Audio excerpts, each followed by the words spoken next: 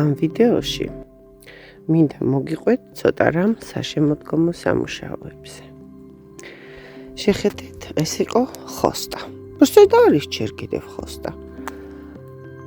სიცივეებზე, როგორც ჩანს, პატარა დაბალი ყინვაც იყო. თან უკვე პერიოდი აქვს ამას მოსulis.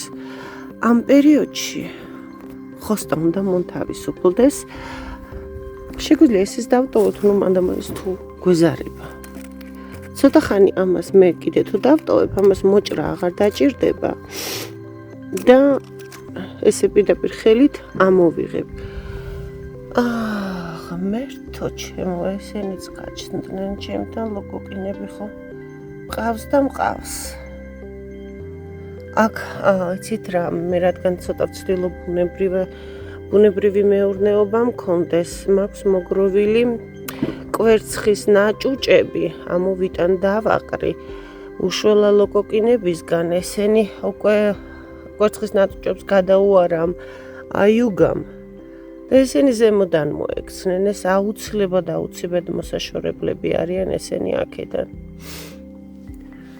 აი ამაზე გიყვებოდით ერთ-ერთ წინა ვიდეოში, შეხედეთ რა ლამაზია. ეს არის კორნუს ალბა სიბირიკა, ის შემოდგომით რა ლამაზი ფერი აქვს და რომ დაცვივდება ყვავილები, ეს ფოთლები, აი ეს ვარჯი მისი, აი ეს ცეცხლივით იქნება, აქ რომ პატარა თოვლი დაიდება, ულამაზესი იქნება. რაც შეეხება ჰორტენზიას, ეს არის საგვილა ჰორტენზია. მე ამას ვერ შევეხები, სანამ არ დაყრის ფოთლებს მთლიანად. და რადგან ამას ესეთი დიდი პომპონები აქვს, ზამთრის და შემოდგომის ქარმა შეიძლება ეს გადამიტეხოს და ამ თავებს მე გადავაჭრი. რაც შეეხება ფორმირება, ეხლა შემიძლია ფორმირება, როდესაც ფოთოლს ჩამოყრის და დაიძინებს, მაგრამ ამას ძირითადად გაზაფხულზე ვაკეთებ ხოლმე. თუმცა თუ მომთხოვთ, მოთხოვნის შესაბამისად, ამას სპეციფიკური გადაჭრა უნდა და ამ გადაჭრასაც გავაკეთებ უკვე სავარაუდოდ ნოემბრის ბოლოს და გაჩვენებთ. და შეხედეთ, აქ მე საძინებლიდან თქვა ზამთარში თუ დავრჩი აქ, რომ გამოვიხედები, წარმოვიდგინეთ, რომ ეს პომპონები აღარ არის. ეს ვარდიც ფოთოს გვერდზე როა ფოთოლს დაყრის და აქ დევს თოვლის თოვლი და ეს შინდი ალბა კორნუს სიბირიკა თავისი ამ ცეცხლის ტოტებით გამოჩნდება ცეცხლოვანი. ამას რომ მივაღწიოთ, აუცილებელია რომ ეს პერიოდულად შეხედეთ ქვემოთ. ყოველ გაზაფხულზე მე ამას ვჭრი, ოღონდ მე-3 წლიდან დაიწყეთ, რომ მანამდე ფესვთა სისტემა მოძლიერდეს. და ვცდილობ, რომ ახალი ყლორტები წამოვიდეს, იმიტომ რომ ესეთი ცეცხლები წითელი მხოლოდ ახალი ყლორტებია. ეხლა არ აღიქმება ესე, რადგან ბევრი სხვა მცენარე დომინირებს აქ, მაგრამ ზამთარში ეს იქნება ერთ-ერთი ყველაზე ლამაზი, თუმცა აი ცალკე რომ მედგას სადმე, ხო, ეს მცენარე. მე მგონი, აი მისი შემოდგომის შეფერილობაც საკმაოდ მიმზიდველია. როგორც ხედავთ, ჩემთან ვარდები ჯერ კიდევ ცდილობენ ყვავილობას. ეკაც ხოსტა, გასასუფთავებელი მაქვს და აი აქაც. აი ესე ლამაზად იფერება ბოსტონური უსურვაზი. სხვათა შორის მინდა გითხრათ, რომ ამ უსურვაზის არ გეშინოდეთ ინგლისური უსურვაზის. აი რას ეძახიან ჩვენთან? ვიას როგორ არის ქართულად? გამახსენდება დავაწერ. აი ის მართლა ანგრევს შენობის მასში შედის ბათქაშში. ეს აბსოლუტურად ეს და მეორე კიდევ ვირგინული უსურვაზი შენობისთვის უსაფრთხო არც ქვემოდან საძირკვალ საფუჭებს ანგრევს და არც თვითონ შენობას და პლუს ჰერმეტულობასაც იცავს შენობის. ეხლა ეს რომ მთლიანად დაიფარება, ვთქვათ, ხომ? მე მექნება, ვთქვათ, აი ზაფხულის სიცხისგან, ზამთრის სიცივისგან მეტი დაცვა მექნება და თან აქვს თვისება, რომ თუ დატენიანდა კედელი დასველდა, ხომ ამას გამოაქვს და აშრობს კედელს. ამის კონტროლი აუცილებელია და საჭიროც არის, რომ ვთქვათ, არ გადავიდეს იქ, სადაც ჩვენ არ გვინდა, განსაკუთრებით აი საწვიმარი ჟოლობებს რო ვეძახით, არ ვიცი ქართულად როგორ არის. იმაში არ უნდა ჩავიდეს და არ უნდა ესოს. ერთი ცუდი თვისება აქვს, რომ ეს ყვავილობს პატარა მერე ყვავილობის მერე იკეთებს რაღაცა პატარა შავ კენკრებს და ვთქვათ, თუ მე ვერანდაზე აგე იქითაც მაქვს, ეხლა გაჩვენებთ. და მინდა აუშვა ზემოთ. აი აქ ბოლომდე. აი აქ სავარაუდოდ უკვე ვერანდაზე სულ გასასუფთავებელი მექნება, განსაკუთრებით ფოთოლცვენა რო ექნება, მაგრამ მიღირს, იმიტომ რომ აი ეს კედელი მისველდება აბსოლუტურად, რაღაც სუდად გამიკეთეს გადახურვა, აი ეს ნახეთ, ესე ვერ დავფარი აქეთ რომ არის იმ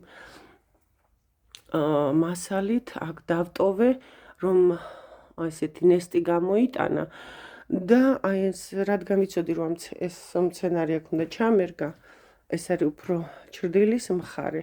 შეხედეთ როგორ ჩრდილისკენ მოდის მცენარე. და ვფიქრობ რომ ეს ამას დაფარავს და თან ნესტს გამოიტანს და მინდა გაჩვენოთ აი მზიან მხარეს. შეხედეთ არ გადმოდის. ეს ქვედა ცდილობს და ეცდება და იმედი მაქვს დაიმფარავს, იმას მეტი გზა არ აქვს. ხაც უნდა აწვრეს რო იცოცხლოს. მზიანია თუ არა მზიანი, თუმცა მზიანი მხარე არ მოსწონთ, უფრო ჩრდილი მოსწონთ. თუ აქვთ საშუალება, ჩრდილისკენ მიდიან. ეს ირმის რქაც შემოდგომაზე, აი, როგორი ლამაზია. ეს ირმის რქა, ეს იმიტომ აქვს, რომ რაღაც თელი უბედურებები გადავიარეთ და მძლივს გადავარჩინე. მისკანტუსი ზებრინუსი. შემოდგომის ზამთრის ულამაზესი მცენარეებია ეს ბალახოვანი დეკორატიული ბალახები. და ვფიქრობ, რომ საკმაოდ უხდება ჩემი ვერანდის იატაკს. თან ეს მჭირდებოდა იმისთვის, სანამ გაიზრდება ირმის რქა, რომ ცოტა მომიჩრდილოს ესაც საგვილა ჰორტენზია, hydrangea paniculata, რომელიც მზეზე იწვის. საერთოდ ყველა ჰორტენზია მზეზე იწვის, ესენი მეტად უძლებენ საგვილა ჰორტენზიები და თუმცა ჩვეულებრივ დიდფოთოლო მიკროფილა ჰორტენზიისგან განსხვავებით, მაინც ასე თუ ისე ნაკლებად მომთხოვნია წყლის მიმართ, თუმცა თუ მოვწყავთ, ესენი უმკლავდებიან მზეს და ნაკლებად იწვიან. ეხლა უკვე შემოდგომაა, ზამთრის პირზე ვარ და ვერ გაჩვენებთ, მაგრამ აი რო დავაკვირდეთ, აი ზედა მხარე არის მზეზე მოხვედრილი და მოიწვა. ქვედა ჯერ კიდევ ცოცხალია. ჩემთან ბაღში რემატანტული ჟოლო ჯერ კიდევ არის ის ხამს, რომ დაამთავრებს ეს ჰაყოფის მოცემას ფოთოლს რო ჩამოყრეს, გადავწრავ მაქსიმალურად ძირში მიწასთან, მანამდე შევწამლავ აუცილებლად, რომ სოკო არ დამიყაროს. ოღონდ რა თქმა უნდა, აი უკაცრავად რა გემრიელია, შეხედეთ. რა ლამაზებია. აუცილებლად შევწამლავ და შემდეგ გადავჭრი ძირში. აი რომ იცოდეთ, აი ეს ახალი, რომელმაც არ გამოიღო წელს ნაყოფი, თუ გვინდა 40 სავალზე გაუშვათ, აი ეს უნდა დავტოვოთ მომავალი წლისთვის. მივაბად დავტოვოთ, დანარჩენი გადავჭრათ. მაშას აქ მაქვს ყურძენი. სავარაუდოდ საქიშმიში ყურძენია. წელს ერთი ნაყოფი მქონდა მხოლოდ და იმით დატკბობაც ვერ მოვახერხე, ამაწყნაპეს. აი ჩემი კარალიოკი. საყვარელი. ყოველწელს იყინება. ისევე როგორც ლეღვი. შარშან ზამთარში შევფუთე. ძირამდე არ გაყინულა, აი ეს ტოტები შევინარჩუნეთ. ნახოთ, კიდე შევფუთავ. რა მოხდება, ნახავთ. ისე მიკვირს წელს უნაფსაც კი არ ქონდა ნაყოფი. ერთი წალი ქონდა, ისიც ახლა რა აქვს. შარშან ქონდა. პირველი ნაყოფი მომცა შარშან, ეს ახალგაზრდა უნაბია. წელს საერთოდ ხილმა ძალიან გვიღალატა. სამაგიეროდ კენკრები, კენკროვან მცენარეებზე მაგალითად, წითელი მოცხარი, შავი მოცხარი, მარწყვიც მქონდა, ჟოლოც, მათ არ გაუჭირდათ. ესაც უნაბია. ეხლა ყველაზე მნიშვნელოვანია მუდმივი სტაბილური ყინვების დაწყებამდე აუცილებლად უნდა მოირწყას მთელი ბაღი, ყველა მცენარე და განსაკუთრებით ხეხილი. რა შვება ეს? ამ დროს ზამთარში მცენარეს ისევ ჭირდება, მართალი იმ რაოდენობით არა, წყალი, როგორც სხვა დროს, ვთქვათ, ძირითადი ვეგეტაციის პერიოდში, მაგრამ ის ხომ ცოცხალია ზამთარშიც. აი ეს არის შტოში, უგემრიელესი, უკვე დამწიფებულა, მაგრამ ეს მომწონს, როდესაც ამას პირველი ყინვები დაარტყამს, უფრო გემრიელი ხდება. მაშასე, რას ვამბობდი? წყალი მაინც ჭირდებათ. ზამთარში ხშირ შემთხვევაში ჩვენ ვერ ვახერხებთ მორწყვას, განსაკუთრებით ისინი, ვინც აგარაკზე ამოვდივართ ზაფხულში და თან უმეტეს შემთხვევაში, მაგალითად მე ეზოში პატარა ჭები მაქვს გაკეთებული წყლისთვის, რომელიც შეფუთული მაქვს, თუ არ შევფუთე გაიყინება, ჩემთან ესია. მიუხედავად იმისა, რომ მიწაში მაქვს. და ამიტომ მორწყვას ვერ ვახერხებ. აქ დიდი რაოდენობით წყალია საჭირო. აი ეხლა სანამ ყინვები დაიწყება, ხომ? აი როგორც კი პირველი ყინვები იქნება, ამათ მე მიუშვერ წყალს. წყალს მიუშვერ ვარჯი, აი ხო ხედავთ, ძირითადი ღერძი და შემდეგ ფოთლები, სადაც აი ტოტები, სადაც თავდება, ამ ხის ქვეშ აი ესე რო ავიღოთ. შემწოვი ფესვები აქვს აი აქ. აი ეს ადგილი უნდა მოიწყას კარგად. და თან წარმოიდგინეთ, როგორ უნდა მოიწყას. შლანგს თუ დავაგდებთ, ვედრით ამას ვერ შევძლებთ. შლანგს თუ დავაგდებთ, გავთვალოთ, აი შლანგი რამდენი ხანში ავსებს 10 ლიტრიან სათლს, ეგრეთ წოდებულ ვედროს. და ხე რამდენი წლიცაც არის, ვთქვათ, არის 3 წლის, ხო? 1 მეტრზე თუ გადავაადგილებთ ესე პერიმეტრზე, თითო მეტრზე 3 სათლი 30 ლიტრა წყალი უნდა ჩაისხას. და რატომ? რომ მთლიანად მოირწყას აი ეს პერიმეტრზე ხის გარშემო. თვითონ ხესთან აზრი არა აქვს ძირში. იმიტომ რომ ეს მხოლოდ ღერძია და ღერძია გვერდზე ფესვები გასული და ბოლოშია შემწოვი ფესვები, რომელიც აწოდებს წყალს და საკვებს. ანუ პერიმეტრზე ვრწყავთ. აი ესე. ეხლა უყურეთ, ახლა ამ პერიოდში ძალიან ბევრი მეკითხება მირეკავს, თუ შევწამლოთ თუ არა ბაღი. სასურველია, რომ ბაღი შეიწამლოს. ფოთოლ ცვენამდე მე მაქვს პოსტი დაწერილი, ვთქვათ, სექტემბერში რა წამლობა გავაკეთე მწერების საწინააღმდეგო, რომელიც გამოზამთრებას აპირებენ და ჩადიან მიწაში უკვე, რომ შემდეგ მერე გაზაფხულზე პეპლად იქცნენ, ამოვიდნენ, გახდნენ წუწნავი, ხერხავი მწერები, რომლებიც ზოგი ქერქში იძინებს, ზოგი მიწაში იძინებს, მერე ებრძვიან, ზოგი ყვავილის ბუტკოს ჭამს, ზოგი ფოთოლს ჭამს, ზოგი მერე ჭამს ხილს უკვე. ასე რომ ეს წამლობა უკვე უნდა გაგვეკეთებინა, იმიტომ რომ ეხლა უმეტესობა უკვე ჩავიდა მიწაში, თუმცა არის მწერები, რომელს წინააღმდეგად შეგვიძლია შევწამლოთ და შემდეგ უნდა შევწამლოთ სოკოზე. შეგვეწამლა აქამდე სოკოზე, სანამ ფოთოლს დაყრიდა, მაგრამ ეხლა შეგვიძლია შევწამლოთ ძალიან ძლიერი შაბიამნის, ეგრეთ წოდებული ბორდოს ხსნარის, ბორდოს ნარევის მაღალპროცენტიანი შემადგენლობით. აი მაგალითად 3 ან 4%-იანი იყიდება 1%-იანი. შესაბამისად, ის 1%-იანი რო იხსნება 10 ლიტრაზე, ხო?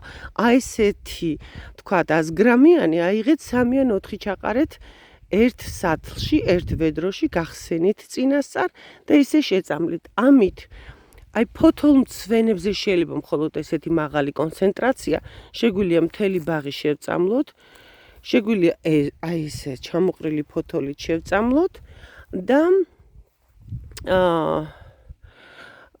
პრევენცია გავაკეთოთ, რომ თქვა ეს სოკო არ გავცელდეს, არ გამოიზამთროს მცენარეზე.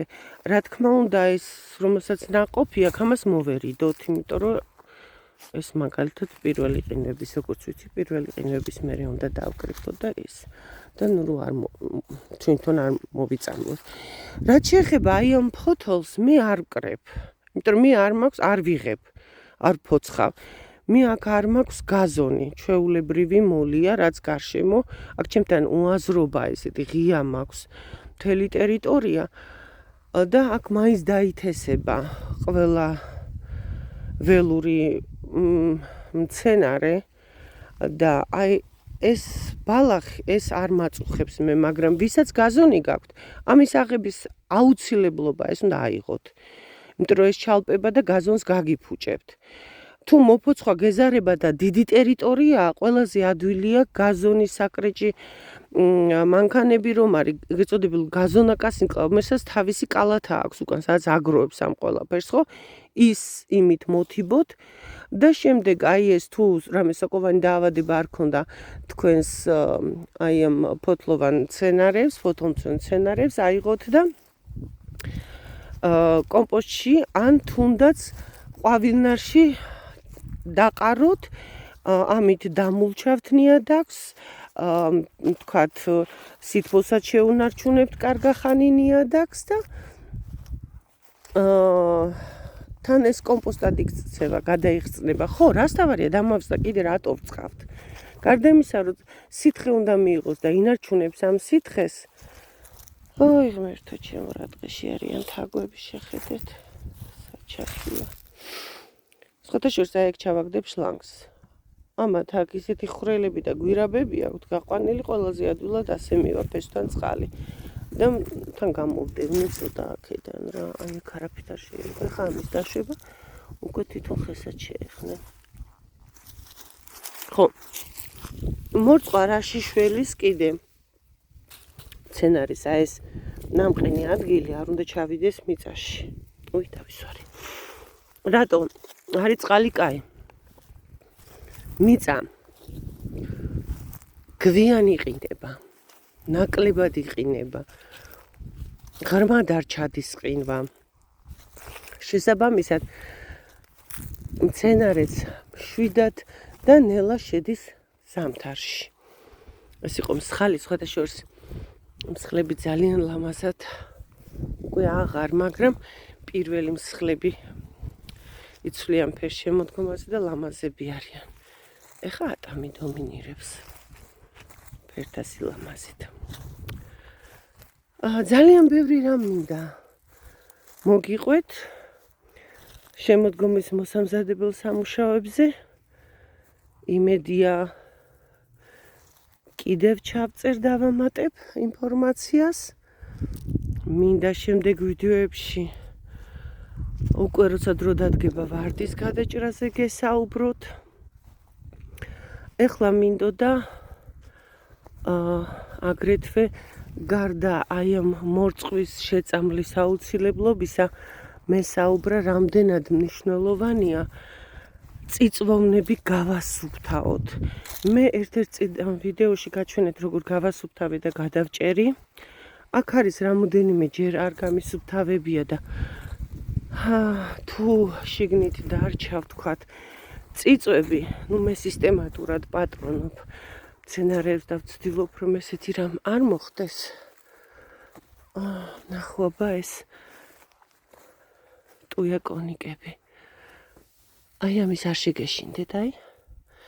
ეს ჩვეულებრივი ამბავია. ყოველ 60 წელიწადში ესენი იქცევიან, ანუ ფოთოლს მაინც იცვლის, ან წიწვს იცვლის ეს მარადმწვანეები. აუცილებლად. ეს უნდა განთავისუფლდეს, რა თქმა უნდა, სასურველია. უფრო ხელდათმანი გვეკეთოს. შეხედეთ, აგერ კარგად ჩანს. ეს არაფერი დაავადება არ არის. არ შეგეშინდეთ. ეს არის მხოლოდ წიწვებს ყრის. უნდა განთავისუფლდეს ეს ყველაფერი. იმიტომ რომ ეს თუ ჩემთან არ არის ისეთი რაოდენობით რომ ეხლა ვთქვათ ეს ჩალპეს და სოკო გაუჩნდეს. მხოლოდ იმიტომ რომ ვასუფთავებ პერიოდულად. ესაც წესით გამოსუფთავებული უნდა მქონდეს. აი გავასუფთავე, მაგრამ კიდევ არა, შეხედეთ. წარმოიდგინეთ ეს თუ არ განთავისუფლდა ამ ნაგვისგან. ყველა სოკოვანი დაავადება გაჩნდება. და ამათი შეწამლა არასასურველია თუ რამე არ ჭირდა. თუ წამლავთ სოკოვანზე მანდ ძალიან დაბალ პროცენტია, მაგალითად 1%-იანი. და თუ გაქვთ ხეხილი და ღვია, მაგალითად ღვია Blue Arrow. ეს არის მსხლების მტერი. აი ეს პროფილაქტიკურად ყოველთვის უნდა შეწამლოთ, იმიტომ რომ მაგის მეგობარი სოკო ყავს მსხალს. და შესაბამისად ერთმანეთზე გადადის ეს. აი რას ეძახიან იცით? ჟანგისებრად რო კეთდება ჟავჩინა. დაჟანგვა მცენარის. აი ეგ არის ზუსტად ეს რაც არის და კიდე გაჩვენებ ღვიებს. ღვიებს თქვენ რომც მოერიდოთ, იმდენად მოდაში შემოვიდა. მეც მაქვს რამოდენიმე ღვია. და ამ დროს ხეხილიც. ამიტომ აუცილებელია. აი მაგალითად ეს ღვია, ცისფერი, ეს ღვია.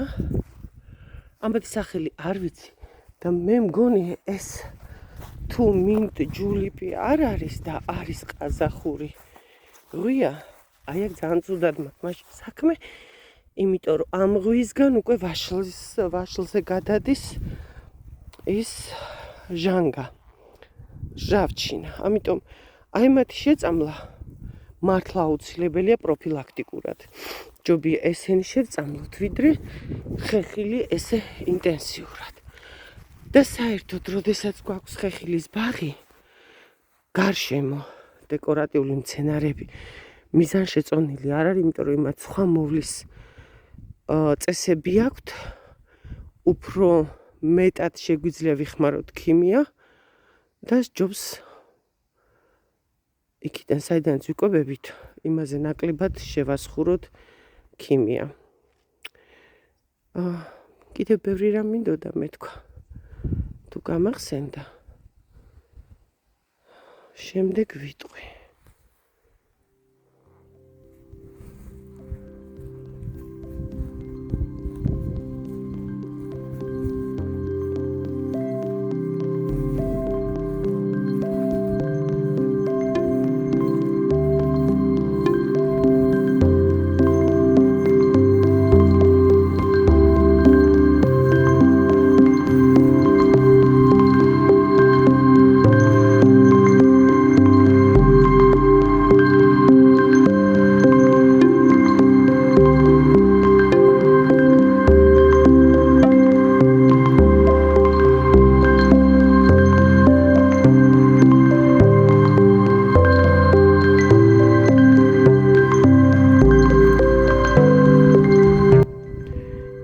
კიპარისებზე ჩაწერე შორტი, ვიდეო მოკლე, ლინკს ჩავაგდებ, რა განსხვავებაა დედალ მამალ კიპარის შორის. როგორ გავაკეთოთ მამალი კიპარისი, როგორ იყოს თქვათ შოლტივით. რას ნიშნავს კიპარისზე და საერთოდ წიწვოვნებზე გირჩები და ბევრი რამ საინტერესო.